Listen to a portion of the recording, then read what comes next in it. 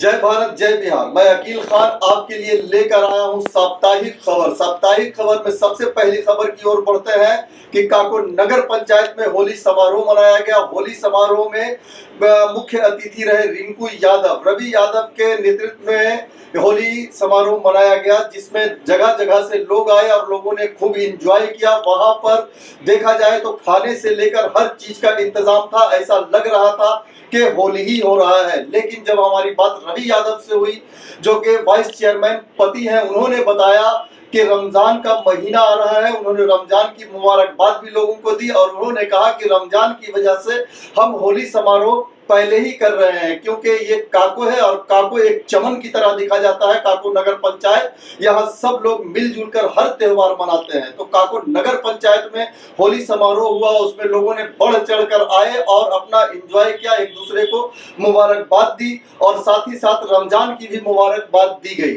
वहीं अगर देखा जाए तो सज्जाद रहमानी ने भी कहा कि हम लोग ये चमन है और हम लोग सब मिलजुल कर हर त्योहार मनाते हैं और हर त्योहार के लिए हम जाने जाते हैं। उन्होंने लोगों से कहा कि आप लोग होली मनाएं, हम रमजान मनाएंगे, एक साथ मनाएंगे। तो आइए अब बढ़ते हैं हम दूसरी खबर की। दूसरी खबर भी काको पंचायत से है। काको पंचायत के खालिसपुर में उप मुखिया का चुनाव किया गया, जिसमें चिंटू यादव ने बाजी मार ली। चिंटू यादव ने उप मुखिया की शपथ ली। लेने के बाद उन्होंने सीधा निशाना यहाँ के मुखिया पर साधा। उन्होंने कहा कि जो भी काम अधूरा पड़ा हुआ है या जो भी काम मुखिया को लेट हुआ है, वो काम हम करने का काम करेंगे।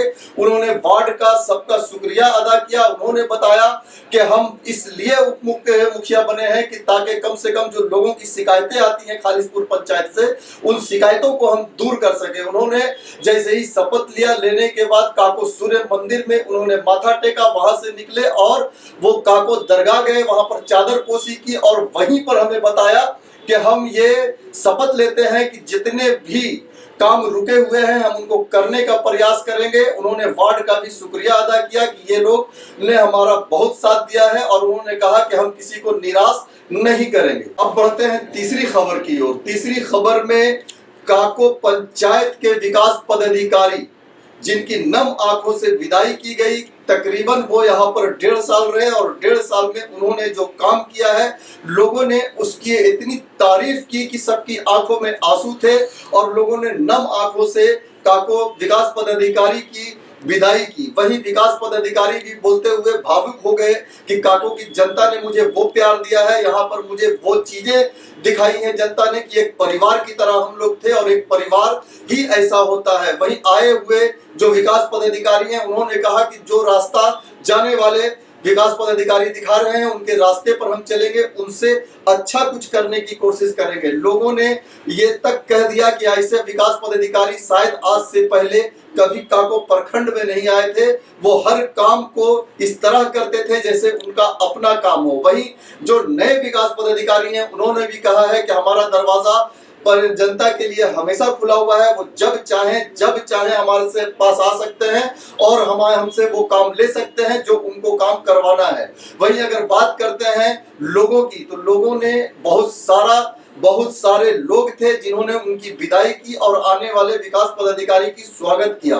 वहीं पर बात करते हैं हम कि एक चीजें आपको ये भी माननी पड़ेगी कि काको प्रखंड में जो भी अधिकारी आते हैं, उनकी स्वागत और विदाई बड़े जोरों शोरों से होती है। लोग यहाँ पर स्वागत भी वैसे ही करते हैं और उनकी विदाई भी वैसे ही करते हैं। मगर कुछ लोग ऐसे होते हैं कि जो दिलों पर छाप छोड़ जाते हैं। वहीं पर थे ये विकास पदाधिकारी जिन्हें प्रमोशन मिल गया और वो कहीं और चले गए, लेकिन लोगों की दिलों पर ऐसा छाप छोड़ा उन्होंने कि ये काको उन्हें हमेशा याद करेगा और हमेशा उनके लिए दुआएं ही करेगा। तो आज तक के लिए बस इतना ही। देखते रहिए जय भारत जय बिहार। हम आपसे फिर से कह रहे हैं कि एक बार आप लोग सब सीख लीजिए जय भारत जय बिहार बोलना, क्योंकि पिछले दिनों जो एक रिपोर्ट आई थी, एक टीचर थी दिल्ली की जो कि जिसका पोस्टेड हुई थी विद्यालय में, उन्होंने बिहार के खिलाफ बहुत उल्टे सीधे बोले थे, बिहारियों को गाली तक दे रही थी। क्यों? वो टीचर कह रही थी कि अगर बिहार यहाँ से हट जाए या बिहार हिंदुस्तान के नक्शे से हट जाए तो शायद हिंदुस्तान तरक्की कर जाए। तो मैं आपसे कहना चाहता हूँ कि बिहार वो जगह नहीं, बिहार एक ऐतिहासिक जगह है जहाँ पर बड़े बड़े जितने भी धुरंधर हैं या जितनी भी इतिहास रचे गए हैं वो बिहार से ही शुरुआत हुई है। और बिहार को छाटने की बात हो जाती है तो कम से कम आप लोग भी एक बार कहना सीख लीजिए। जहां भी जाइए गर्व से कहिए कि हम बिहारी हैं। और अगर कोई भाषण होता है या कोई भी ऐसा समारोह होता है तो उसमें जय भारत जय बिहार जरूर बोले, नहीं तो इसी तरह की खबरें सुनने को मिलेगी। कोई भी आएगा और हमारे बिहार को गाली देकर चला जाएगा, तो इस तरह की वो बर्दाश्त नहीं की जा सकती। तो आप और हम मिलकर ये प्रण लें कि कम से कम कहीं पर भी जाएं या कहीं पर हमारा कोई प्रोग्राम हो तो कम से कम लास्ट में जय भारत जय बिहार जरूर बोले। तो आज तक के लिए बस इतना ही। मैं शुरू से कहता आया हूं कि साथ आपका, प्रयास हमारा। तो देखते रहिए जय भारत जय बिहार।